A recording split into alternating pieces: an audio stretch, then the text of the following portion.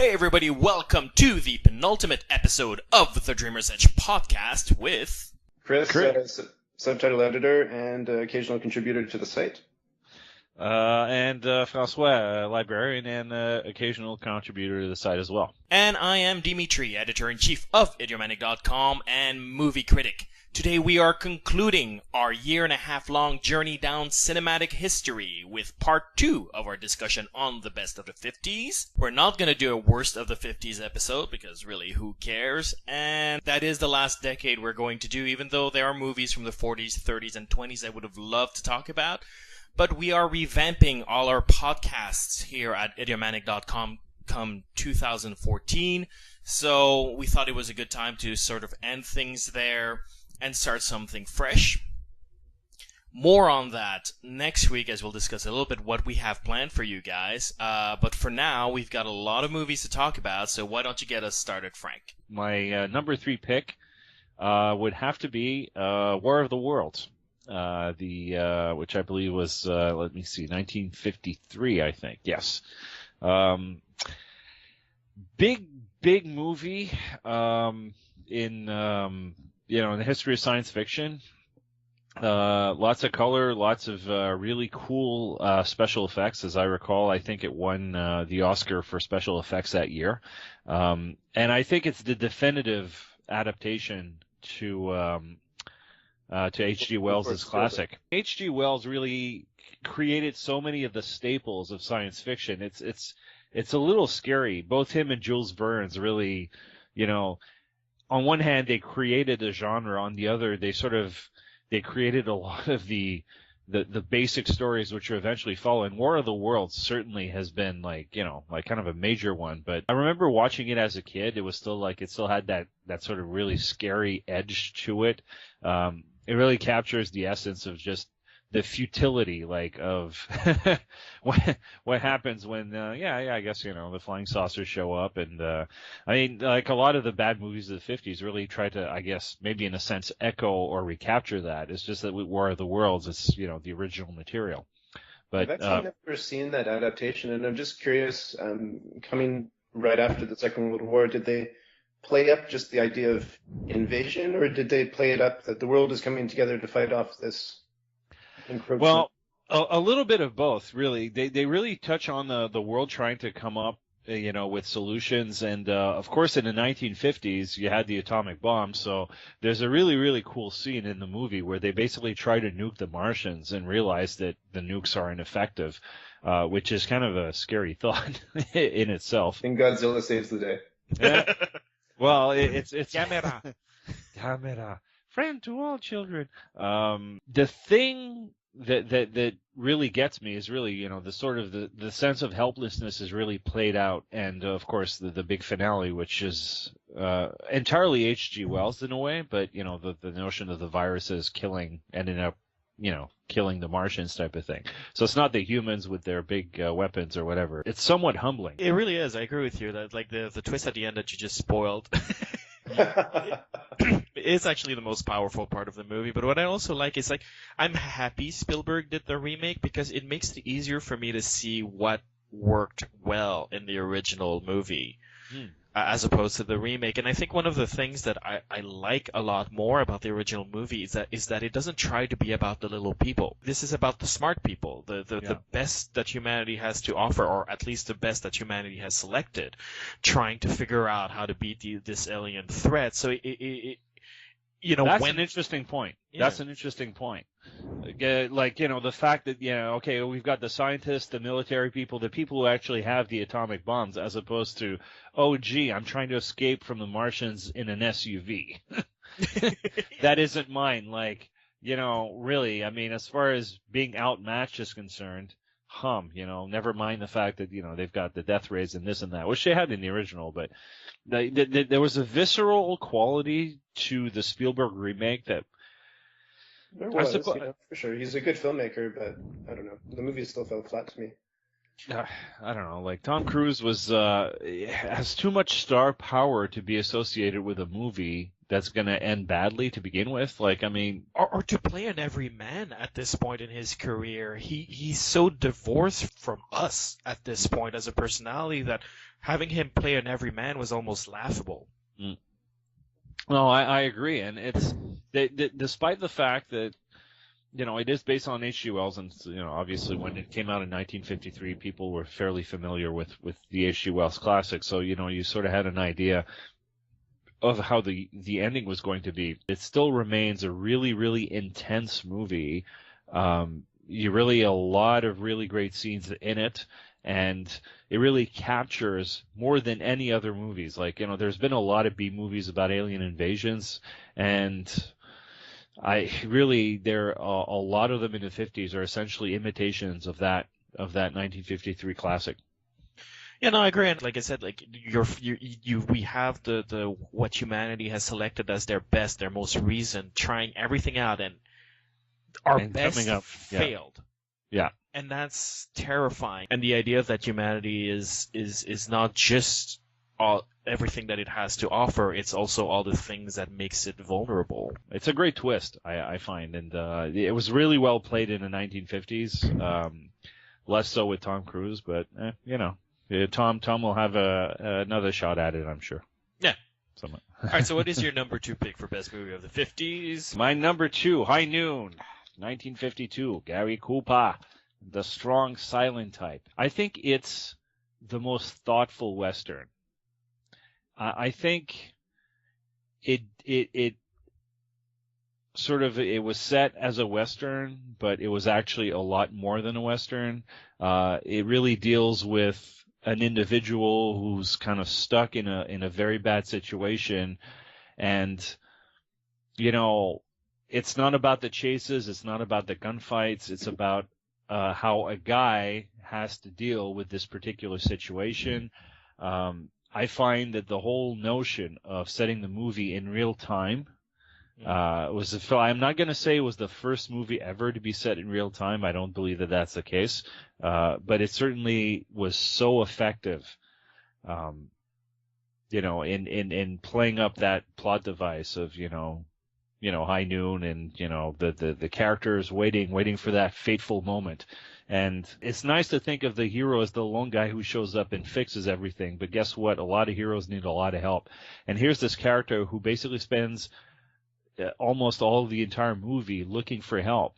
He's willing to make sacrifices, but no one else is really willing to go along with it or not really willing to pay the price. And I have to say, it's really apart really from his wife to be, who basically decides to shoot one of the bad guys. That's like, she's almost like really the only one.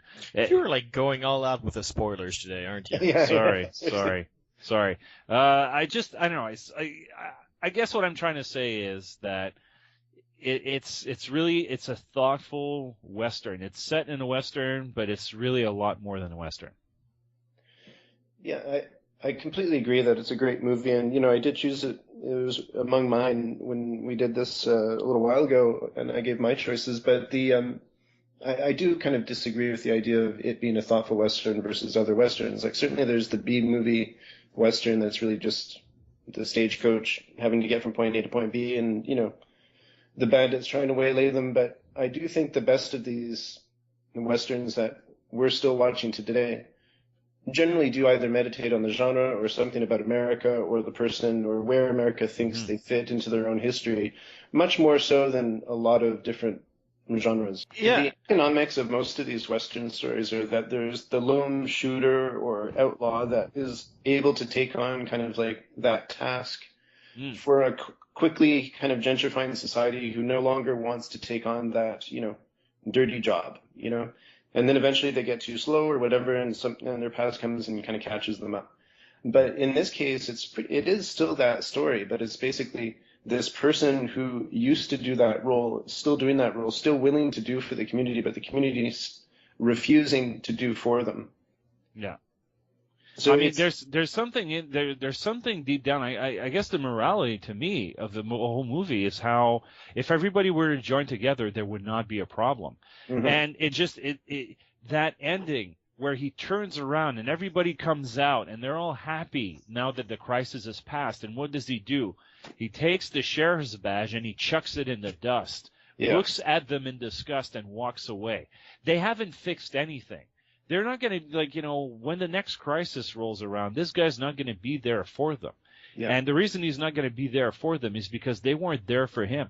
Like, it's a really powerful message about community in a sense. It shows how society sometimes comes up short. And maybe it's not that great of a message, but it's kind of a reality that sometimes maybe, we should consider, like, why let Well, somebody... it's pointing that mirror that we don't necessarily want to look that closely to, Exactly. And adding to your point about how it's a meditation on the hero specifically, I think it is that criticism is also sort of oriented in High Noon towards the idea that maybe part of it is the hero worship, like the hero worship that is sort of key to Hollywood movies, certainly, but has become key to our culture, and already by that point has made us reliant on that Superman, if you will. Yeah, absolutely. Like, the Superman's going to show up and he's going to fix everything. I look at High Noon and I find that there are elements within that movie that are still current today and can still be put into movies today and not feel too old or old-fashioned.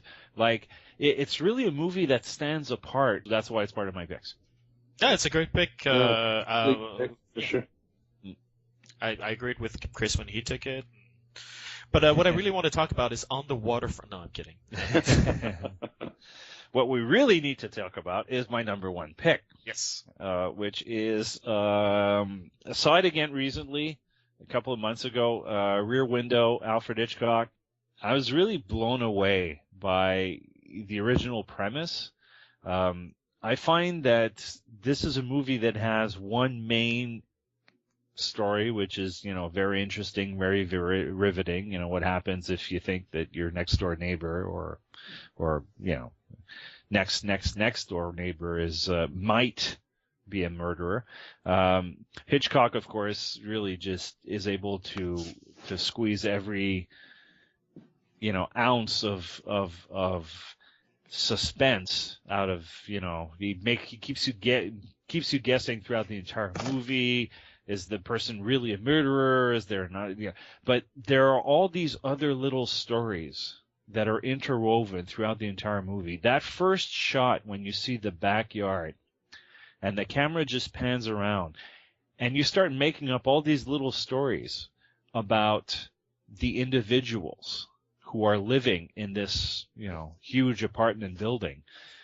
It's really, really fascinating. I was really, really I haven't seen anything, before or since, really, that just, I don't know, keeps me sort of like thinking and wondering, and a lot of it is interwoven. Okay, there's the whole story about the little dog and and this and that, and a lot of what's going on. Jimmy Stewart is looking across the courtyard. He's looking through the apartment building into the lives of all these other people, and some of it is a reflection of what he's going through. It also captures something that I think, which maybe our society or, like people that are contemporary in our time understand or live with a little more, and it's the voyeuristic aspect. Mm-hmm. The fact that, okay, I mean, Jimmy Stewart is sitting in his apartment, with binoculars, with, a camera, he's got a big telephoto lens on it, and he just basically peeks in on these people. And there's a pleasure in that, which we, of course, living in an age of social media and camera phones and whatnot, can somewhat appreciate. Like, I think it's, as much as we decry it and we think, okay, privacy is dead and that's not a good thing, and then what do? We snoop. Every single one of us in a sense, I don't know that I agree with that, because to a certain degree the social media and all of that works on the idea that not that we're snooping on other people's lives, but that we're all exhibitionists. Like we have to accept the friend request for them to be able to snoop on our lives. So to a certain degree, we agree to it. I don't know about that. I guess where I see the difference is I find Jimmy Stewart is transgressing. He's invading their personal space without permission. Whereas in the case of what we're doing now culturally, we're the transgressors. We're shoving our shit in other people's faces. Well, I mean, or in some cases, somebody is shoving somebody else's shit in everyone's faces, and they're very happy. You know, like in some ways, it's me taking the selfie. In another, it's somebody else taking that picture of me and uploading it on the internet on his own little website, and then getting 100,000 likes because I happen to be falling on my face, trying to drink a milkshake. Right. Okay. The whole voyeuristic aspect also sets up the mystery, and the whole curiosity might kill the cat situation. And what you're saying in terms of that invasion and this and that, but I still think the crux of the story is more we're following or letting people in because we're obsessed with narratives and these little stories. Like I'm this constant amazement of like, oh, what, people are still doing things even if I'm not in the room with them. And you get that sense from the Hitchcock movie as well. Like even if he's reflecting on these people and basically like making up stories about them that kind of reflect about his own life, like this is what you do. You build a narrative out of small little details, And I'm thinking if we were to do this story now, like it would be called Disturbia. Or that's what I was thinking. It would I haven't exactly seen that. Or it would be, like the sleeper cell that I think I've discovered down the street. You know what I mean? Like it would be basically where just like someone has a completely other life and it takes you by surprise and you suddenly get this obsession about them because you just want to know more, I haven't seen Disturbia, so I can't. I'm very curious about it. Dimitri, is it good at all? It's actually a fine movie. I mean, yes, you get a little bit too much Shia LaBeouf going no in that movie. But I think though that Rear Window gets perfectly that Disturbia tries to do differently, but in so doing doesn't really get it right. Is the patheticness of Jimmy Stewart's character. He's in a wheelchair. He's helpless. Yes. He's been making shit up for like a good quarter of the movie at this point. And so when people dismiss him, you don't blame them. Whereas with Shia LaBeouf's character, he's more of a rebel that got a shit deal in life because he got insulted by a teacher in a way that's like unbelievable. Like he just lost his father and the teacher made fun of him for that, so he punched the teacher, and you're like, yay, Shia LaBeouf, like screw that teacher. And so now he has an ankle bracelet because he's under house arrest for assault, and it's sort of like he's more in a heroic position. He's more of an active, proactive character that you see as a hero. Whereas with Jimmy Stewart, he's helpless. He's helpless, and he brought it upon himself on top of that. So that puts him in a not just in a vulnerable position, but in a position that you can relate to in a way that you don't care to admit about yourself. What I found really interesting, in a sense, is that deep down there's this element that's always there about the commitment, right? The relationship with Grace Kelly, and how here's a woman who really loves him, and meanwhile he's just sitting there going like, yeah, I want the life. I want to sit in I want to be out of this wheelchair. I don't know. There's an odd, weird element about how his relationship is almost like he's kind of like like almost a bit of a jerk. I don't know. It's like if Grace Kelly was coming up to me and wanting to fawn over me, I might have a different reaction. I had a hard time relating to the character that way. But anyways, that might just be me and Grace. That's between me and Grace Kelly. I'll just leave it at that. All right, I guess it's my turn. It was harder for me. Like I realized that I am not as familiar with 1950s cinema as I am with other periods. In fact, before we decided to end it here, and more on that later, I was looking at my picks for the 40s, and then I had too many picks. Whereas with the 50s, I was just struggling to find 3. You're actually, I had the same problem. Yeah? Yeah, a lot of the movies I thought were from the 50s turned out to be from the 40s, to be honest. Yeah. So maybe we should have done a 40s one. Having said that, I do have 3 picks that I'm relatively happy with. So the first one, or rather the third one, is The Fly, 1958. Oh, interesting. It's the film directed by Kurt Newman, and it's the first Hammer film to get out of that gothic tradition of horror and go into this new tradition of horror that was just burgeoning. That you could say start with Richard Matheson's I Am Legend in literature, where he took gothic tropes and turned them into more sci-fi-ish tropes, but still kept it horror. Mm-hmm. And The Fly is the first horror movie historically to have done that. This is really the first post-nuclear horror film where science is treated as really the thing that is the source of evil if badly used. So everybody knows the story of a man trying to master teleportation and then gets into his machine and then ends up fused with a fly. Yes, I know of it. And yeah, like if you watch the movie today, it's got really cheesy masks. You know what I mean? It's a big fly head on a guy. It looks pretty stupid, especially compared to the David Cronenberg version, which went all out with the special effects and still holds up today on that level. I think it was, the Cronenberg version also played up on the fact that everybody expects the guy, Jeff Goldblum, to come out as a fly, and he doesn't, and that's almost kind of a weird shock. But it's almost taking away from the original. Like, really, the original really had some scenes that were very memorable and very iconic and very, it touches on that notion of science as, kind of how do we master science and what happens when we really mess up. Well, I think The Invisible Man actually touched on the same themes. Arguably Frankenstein, if you really want to go up that far. Yeah, but that's still really close to the Gothic tradition at that point, though. Mm. But you were mentioning. I think The Invisible Man less so. Yeah.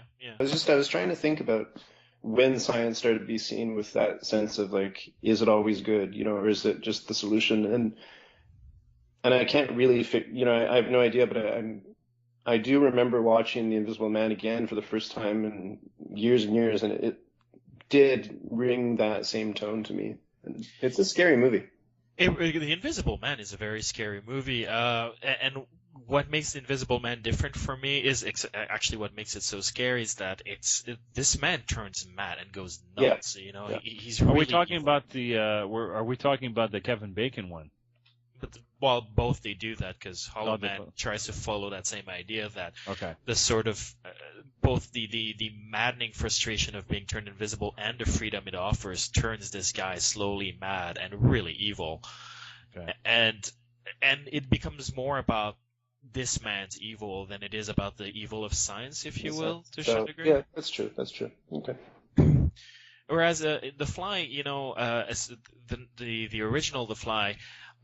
He stays relatively a good person throughout, all the way to the end. It's just like the situation is so horrifying, and he has to fight sort of the fly brain that's in him now. Mm-hmm.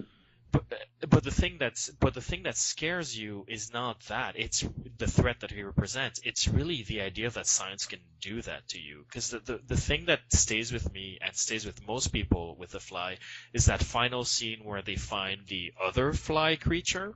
Yeah. And, that other fly creature isn't a threat to anyone, but the idea of its existence is so horrifying. On idiomatic.com, there's an article called The 10 Scariest Moments in Film. You can check it out, and it's right there near the top. This scene stayed with me for so long. Like the idea of finding something like that in this world. Ugh. Well, even as far as scenes go, it's up there as you think you kind of know the scene, having seen it. Just like the in pop culture, but when you finally see it, it actually does pack a wallop, like the Planet of the Apes, scene. Yeah. Very true. My number 2 pick is a 1951 movie, and I decided to go outside of Hollywood because that was really the only way I was going to reach 3 picks. Oh, wow. And it's a Japanese movie, really important movie, actually. Sorry, I was gonna say that I really wanted to maybe go that direction, but go ahead. Okay, so it's Akira Kurosawa film, but it's probably not the one you're thinking of, Frank. What is it? What is the one you would have picked? Well, I mean, there's either Ran or the 47 Ronin, but I'm not sure which ones were made when. So I actually went with Rashomon. Okay. I expected most people would have gone with Seven Samurai, but I find Seven Samurai is very much in the Western tradition, and that was the point, obviously, and so it doesn't bring anything as new as I wanted to be able to discuss, Mm-hmm. Rashomon is a movie that when you look at it, if that movie didn't exist, then you wouldn't have Pulp Fiction. You wouldn't have The Usual Suspects. You wouldn't have any of these movies that are based on playing with the subjective view. Point of view, yeah. Mm. And it's one of the first movies to do it, if not the first movie to do it, and to play with it and to sort of let you question the limitations of your personal perspective. And it was it was big at the time. This is right around the tail end of modernism in literature. So it certainly was a product of its time. It's not like it created a new idea or anything, but it brought it to cinema in a really elegant and beautiful way. The story, for those of you who aren't familiar with it, is they find a woman murdered in the forest, and a samurai helmet is trampled on, and they arrest a bandit for it. And they try to figure out what really happened, and then everybody tells their own version of what happened. And so you get to see the scenes over and over again, but play out completely differently. And everybody's sort of telling their story with obvious biases, advantaging them or disadvantaging them, being biased by just their whole view of the world. And all of that is filtered through the eye of a priest and a common man. The priest is sort of slowly losing his hope in humanity, his faith in humanity, because everybody's in it for themselves. Everybody's having their own perspective that's a little bit self-serving, and that's a very depressing thought to him. And then the movie takes different turns, and I find it so powerful in the way that it discusses that it's not just, oh, here's different perspectives for the sake of having different perspectives, but it's about what is human nature. If we are so good at lying to ourselves about reality, how can we really ascertain what human nature is? And the movie does come to a conclusion about that. That's actually really beautiful. Mm.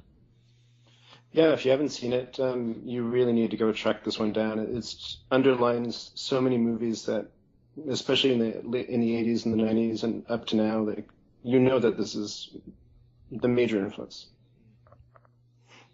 And it's less of the box within the box, or the multiple endings or anything like that. It really is that reflections and the different perspectives, and still being stuck within your own point of view. And it's great.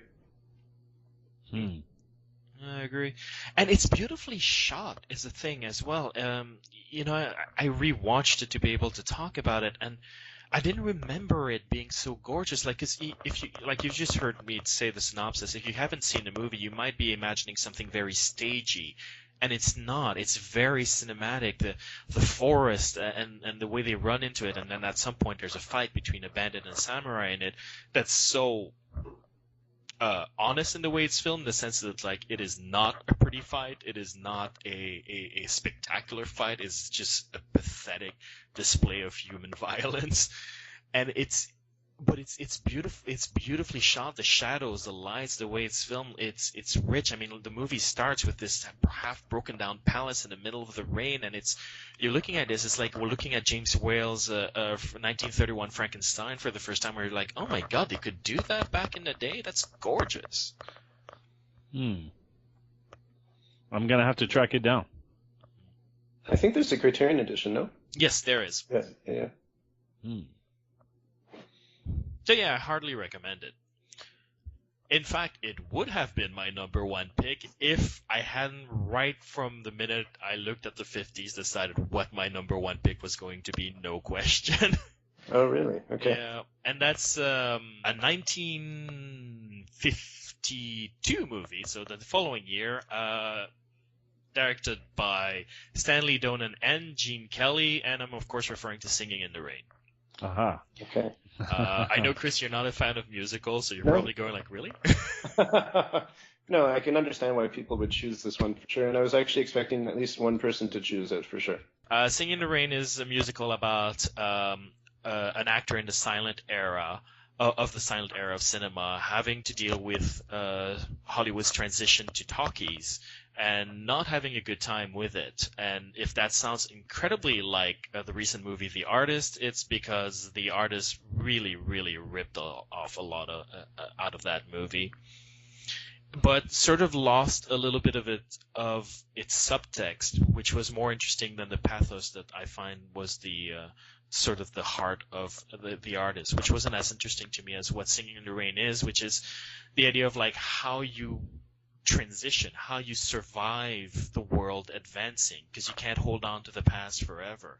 And to a certain degree, it is a big piece of American propaganda. It is all about American exceptionalism to a certain degree, because when he fails at transitioning, he's still holding on to these, swashbuckling movies about European heroes and whatnot. And it's only until he embraces the all-American musical style that is like purely 100% American that suddenly he finds his way in the world, which is like, yeah, that's heavy-handed propaganda, folks. Mm-hmm. But at the same time, there's sort of a criticism, very subtle criticism, of how the U.S. started portraying themselves as this perpetual beacon of greatness, when really that's not historically how the U.S. became what it is.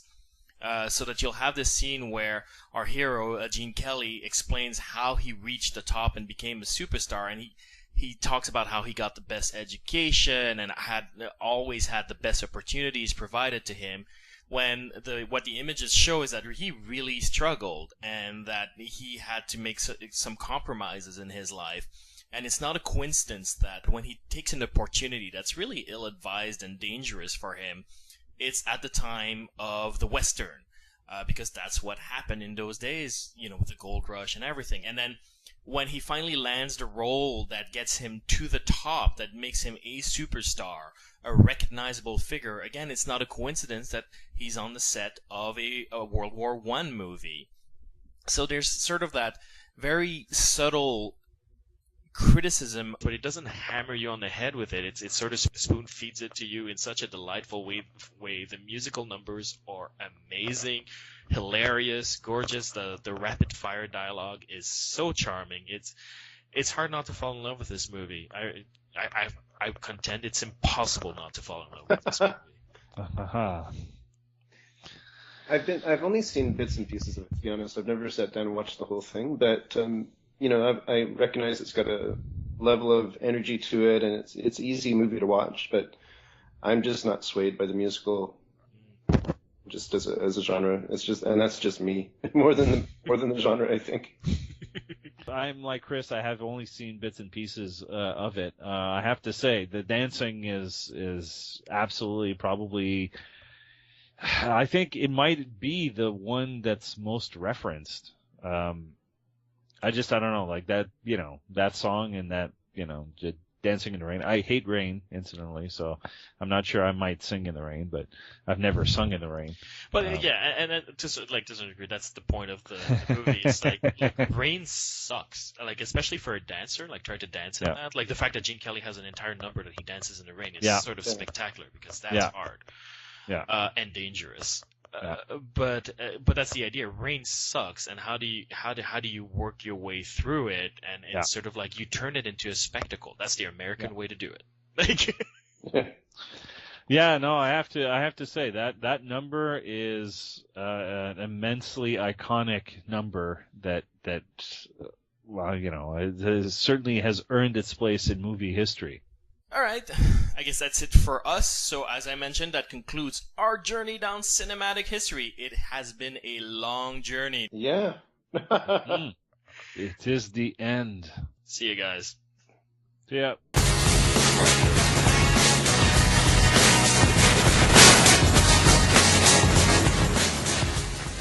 It's just that with War of the Worlds, it's the original material. But I've actually never seen that adaptation, and I'm just curious.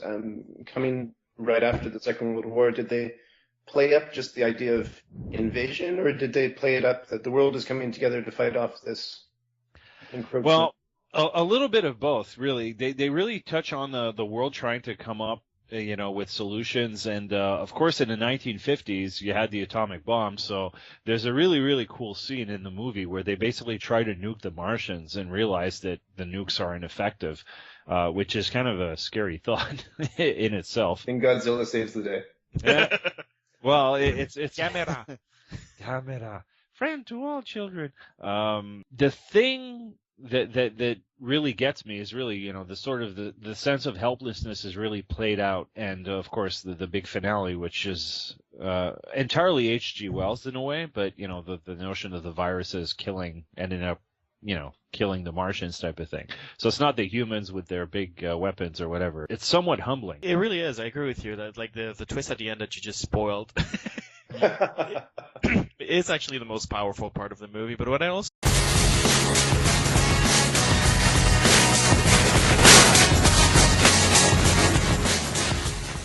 Hey everybody, welcome to the penultimate episode of the Dreamer's Edge podcast with Chris. Subtitle editor and occasional contributor to the site. And Francois, librarian and occasional contributor to the site as well. And I am Dimitri, editor-in-chief of idiomatic.com and movie critic. Today we are concluding our year-and-a-half-long journey down cinematic history with part 2 of our discussion on the best of the 50s. We're not going to do a worst of the 50s episode because really, who cares? And that is the last decade we're going to do, even though there are movies from the 40s, 30s, and 20s I would have loved to talk about. But we are revamping all our podcasts here at idiomatic.com come 2014. So we thought it was a good time to sort of end things there and start something fresh.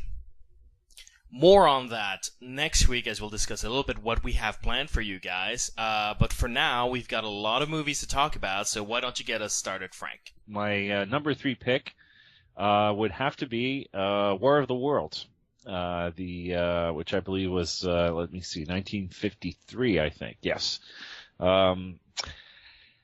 Big movie in the history of science fiction.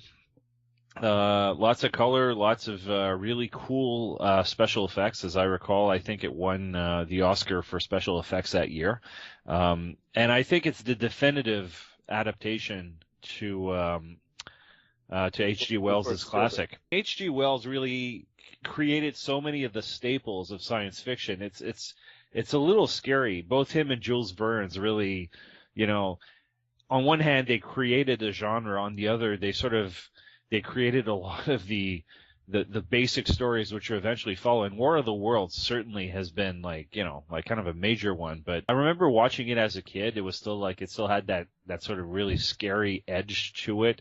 It really captures the essence of just the futility, of what happens when, I guess, the flying saucers show up. And, a lot of the bad movies of the 50s really try to, I guess, maybe in a sense, echo or recapture that. Play an everyman at this point in his career. He's so divorced from us at this point as a personality that having him play an everyman was almost laughable. Mm. No, I agree. And it's, despite the fact that, it is based on H.G. Wells, and obviously when it came out in 1953, people were fairly familiar with the H.G. Wells classic, so you sort of had an idea of how the ending was going to be. It still remains a really, really intense movie. A lot of really great scenes in it, and it really captures more than any other movies. There's been a lot of B movies about alien invasions, and there are a lot of them in the 50s are essentially imitations of that 1953 classic. Yeah, no, I agree. And like I said, like we have the what humanity has selected as their best, their most recent, trying everything out, and our And best coming up, yeah. failed.